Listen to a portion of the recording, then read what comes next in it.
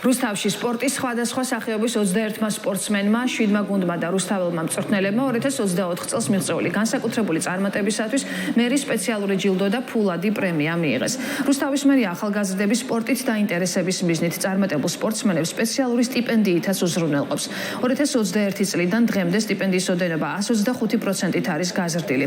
საქართველოს ჩემპიონატში და საერთაშორისო ტურნირებში გამარჯვებული სპორტსმენების რუსთაველი მწვრთნელები მერის სტიპენდიას ყოველთვიურად მიიღებენ.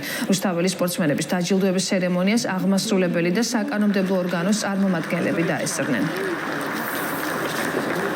დასაფასებელია, როდესაც შენი ქალაქის მერია ასე აფასებს სპორტსმენებს, რომლებმაც 2024 წელს 400-მდე მედალი მოიპოვეს როგორც საერთაშორისო, ასევე ადგილობრივ ტურნირებზე.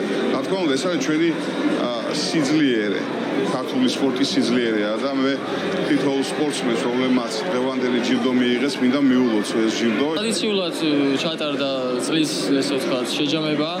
გამოვლინდნენ ის წარმატებული სპორტსმენები, მე და გიორგი სარდალაშვილის მოგვენიჭა ნომინაცია წლის საუკეთესო სპორტსმენი. რა თქმა უნდა, ეს ძალიან სასიხარულო არის, როდესაც შენი ქვეყანა, შენი ქალაქი გაღიარებს.